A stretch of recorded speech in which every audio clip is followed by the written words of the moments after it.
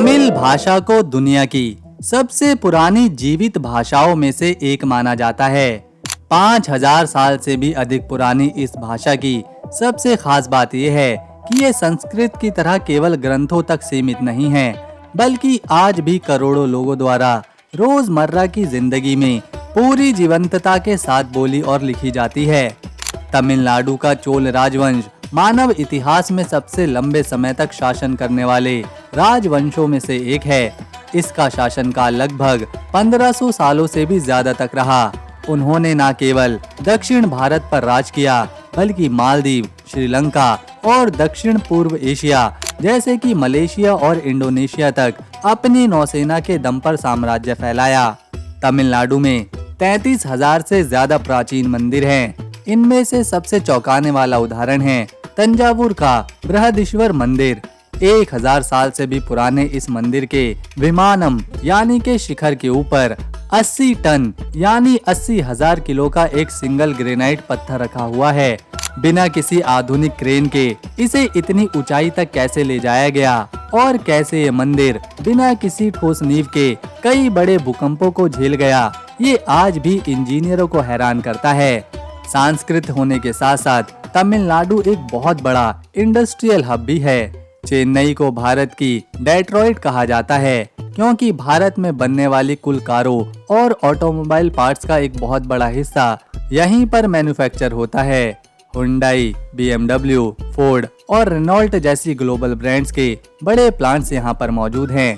तमिल लोक कथाओं और प्राचीन साहित्य में कुमारी कंदम नामक एक खोए हुए महाद्वीप का जिक्र है। पौराणिक कथाओं के अनुसार ये एक विशाल भूमि थी जो कभी तमिलनाडु को अंटार्कटिका और ऑस्ट्रेलिया से जोड़ती थी और बाद में समंदर में डूब गई। हालांकि आधुनिक विज्ञान इसे पूरी तरह से स्वीकार नहीं करता, लेकिन महाद्वीपीय बहाव के सिद्धांत इसके कुछ हिस्सों से मेल खाते हैं। तमिलनाडु के पास भारत में सबसे ज्यादा भौगोलिक संकेतक वाले उत्पादक हैं। कांजीवरम सिल्क साड़ी, तंजावुर पेंटिंग्स, डिंडीगुल के ताले और पलानी के पंचामृतम जैसी 50 से अधिक अनोखी चीजों को उनकी शुद्धता और क्षेत्रीय विशेषता के लिए अंतर्राष्ट्रीय पहचान मिली हुई है।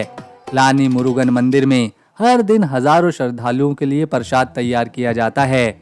यहाँ का पंचामृतम केला, घी, शहद, चीनी और इलायची का मिश्रण दुनिया के सबसे बड़े पैमाने पर तैयार होने वाले नेचुरल प्रिजर्वेटिव फूड्स में से एक है, जो बिना किसी केमिकल के महीनों तक खराब नहीं होता।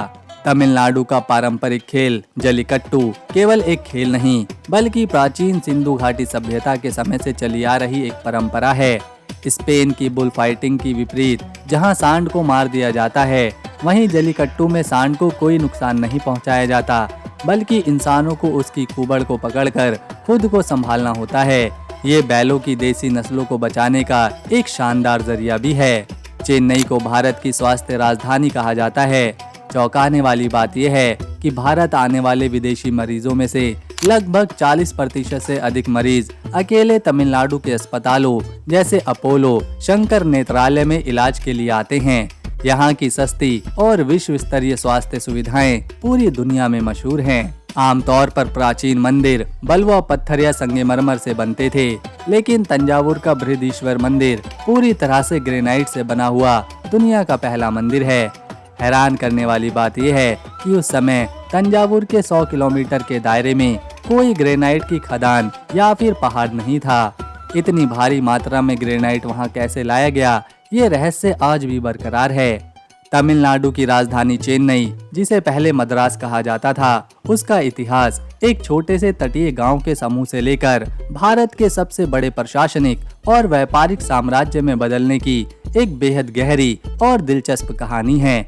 इस शहर का ऐतिहासिक सफर ईसा पूर्व 3री शताब्दी से शुरू हो जाता है, जब इसका मलयापुर क्षेत्र पल्लव राजवंश का एक संपन्न और विशाल बंदरगाह हुआ करता था, जहां से रोमन, यूनानी और अरब देशों के जहाजों के जरिए मसालों और सूती कपड़ों का वैश्विक व्यापार होता था। इसके कुछ समय बाद चोल राजवंश के दौर में भी ये पूरा तटीय इलाका समुद्री व्यापार का एक बहुत बड़ा केंद्र रहा।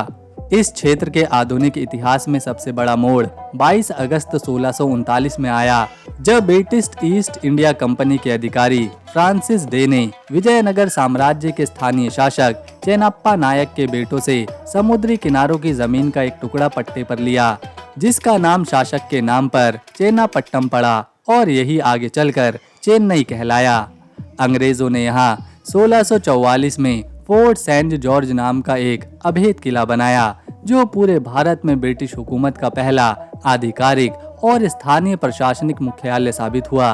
देखते ही देखते अंग्रेजों ने इसे मद्रास प्रेसिडेंसी की राजधानी बना दिया, जिसके तहत पूरे दक्षिण भारत यानी कि आज के तमिलनाडु, आंध्र प्रदेश, कर्नाटक और केरल के कुछ हिस्सों का शासन इस किले से चलाया जाने लगा और इसी दौरान 1688 में इसे ब्रिटेन के बाहर दुनिया का सबसे पहला नगर निगम होने का गौरव भी मिला। 20वीं शताब्दी में कदम रखते ही ये शहर आजाद आंदोलन का एक बहुत बड़ा गढ़ बन गया, जब सुब्रमण्यम भारती जैसे महान कवियों और थियोसॉफिकल सोसाइटी ने आजादी की लड़ाई को एक नई दिशा दी। साल 1947 में देश के आजाद होने के बाद इसे मद्रास राज्य की राजधानी बनाया गया, लेकिन 1956 में जब भाषाई आधार पर राज्यों का बंटवारा हुआ तो मद्रास शहर तमिल भाषी लोगों के मुख्य केंद्र के रूप में उभरा और आगे चलकर साल 1969 में इस पूरे राज्य का नाम बदलकर आधिकारिक रूप से तमिलनाडु यानी तमिलों की भूमि कर दिया गया। इस तरह से प्राचीन काल के भव्य समुद्री व्यापार से शुरू होकर ब्रिटिश राज की सत्ता का केंद्र बनने और आधुनिक भारत के आर्थिक और सांस्कृतिक पावर हाउस के रूप में उभरने तक चेन्नई का इतिहास वास्तव में पूरे तमिलनाडु के विकास की जीती जागती कहानी है। तमिलनाडु की अर्थव्यवस्था के मामले में ये राज्य भारत का एक असली पावर हाउस है। अगर इसके कुल आकार की बात करें तो तमिलनाडु की अर्थव्यवस्था लगभग 350 अरब डॉलर यानी कि 30 लाख करोड़ रुपए के सकल राज्य घरेलू उत्पाद के साथ महाराष्ट्र के बाद दूसरी सबसे बड़ी अर्थव्यवस्था है। इस राज्य की सबसे खास बात यह है कि इसकी तरक्की केवल किसी एक सेक्टर पर निर्भर नहीं है, बल्कि यहाँ खेती, मैन्युफैक्चरिंग और सर्विस सेक्टर तीनों का बहुत मजबूत तालमेल है। जब बात उत्पाद की आती है तो तमिलनाडु कई मोर्चों पर पूरे देश का नेतृत्व करता है। मैन्युफैक्चरिंग के मामले में इसे भारत का ऑटोमोबाइल हब कहा जाता है, जहाँ देश की कुल कारों और गाड़ियों का 1/3 हिस्सा बनता है। इसी वजह से इसकी राजधानी चेन्नई को डेट्रॉइट ऑफ इंडिया का खिताब मिला हुआ है। इसके अलावा इलेक्ट्रॉनिक्स के क्षेत्र में ये देश का सबसे बड़ा मोबाइल फोन निर्यातक राज्य है, जहां एप्पल के आईफोन से लेकर फॉक्सकॉन और पेगाट्रॉन जैसी दिग्गज कंपनियों के बड़े प्लांट हैं। कपड़ा उद्योग में भी इसका कोई मुकाबला नहीं है। कोयम्बटूर को दक्षिण भारत का मैनचेस्टर कहा जाता है और तिरुपुर से पूरी दुनिया में हौजरी और तैयार कपड़ों का बड़े पैमाने पर एक्सपोर्ट होता है। साथ ही चमड़ा उद्योग में देश के कुल उत्पाद का करीब 40% हिस्सा अकेले तमिलनाडु से आता है। खेती और उत्पाद के मामले में ये राज्य केले, हल्दी, साबूदाना और चमड़े के सामान के उत्पाद में सबसे आगे है। राज्य की तिजोरी में सबसे बड़ा योगदान सर्विस सेक्टर का है, जो इसकी जीडीपी में लगभग 45% से अधिक की हिस्सेदारी रखता है। इस सर्विस सेक्टर के अंदर सबसे ज्यादा पैसा आईटी और सॉफ्टवेयर सर्विसेज, फाइनेंशियल सर्विसेज और टूरिज्म और मेडिकल टूरिज्म से आता है। चेन्नई का ओएमआर रोड एशिया के सबसे बड़े आईटी कॉरिडोर में से एक है, जहां से अरबों डॉलर के सॉफ्टवेयर एक्सपोर्ट होते हैं। सर्विस सेक्टर के ठीक बाद सबसे ज्यादा कमाई इंडस्ट्रियल और मैन्युफैक्चर सेक्टर से होती है, जो जीडीपी में 33% का योगदान देती है। आइए अब देखें तमिलनाडु की 5 सबसे बेहतरीन घूमने लायक जगहों को। महाबलीपुरम, ये प्राचीन तटीय शहर अपनी यूनेस्को विश्व धरोहर स्थलों जैसे समंदर के किनारे बने शोर टेम्पल और चट्टानों को काटकर बनाए गए रथों के लिए पूरी दुनिया में मशहूर है। इसके बाद आता है ऊटी। पहाड़ों की रानी कहे जाने वाला ऊटी नीलगिरी की पहाड़ियों में बसा एक बहुत ही खूबसूरत हिल स्टेशन है, जो अपने हरे भरे चाय के बागानों और शानदार मौसम के लिए मशहूर है। यहाँ की ऐतिहासिक नीलगिरी टॉय ट्रेन की सवारी और खूबसूरत झील सैलानियों को एक जादुई और सुकून भरा एहसास कराती हैं। इसके बाद देखने लायक है मदुरै।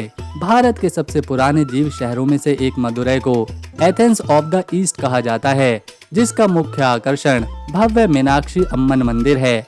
इस शहर की जीवंत संस्कृति, बारीक नक्काशी वाले विशाल गोरुपम और यहाँ का स्वादिष्ट खाना पर्यटकों को तमिल संस्कृति के करीब लाता है। इसके बाद आप यहाँ पर देख सकते हैं कन्याकुमारी। भारत के सबसे अंतिम छोर पर बसा ये एक अनोखा स्थान है, जहाँ हिंद महासागर, अरब सागर और बंगाल की खाड़ी का अनोखा मिलन होता है। आखिर में आप यहाँ पर देख सकते हैं कोडाइकनाल। हिल स्टेशनों की राजकुमारी के नाम से मशहूर ये खूबसूरत जगह अपनी हरी घाटियों, खूबसूरत झरनों और बादलों से ढकी पहाड़ियों के लिए मशहूर है। तो दोस्तों, अगर आपको तमिलनाडु के बारे में ये सब जानकर अच्छा लगा, हमारी मेहनत पसंद आई, तो इस वीडियो को एक लाइक दें, शेयर करें और चैनल को सब्सक्राइब कर बेल आइकन ज़रूर दबाएं ताकि आने वाली नई वीडियो मिस ना हो। हम मिलेंगे अगली बार एक और नई वीडियो के साथ। तब तक के लिए नमस्कार।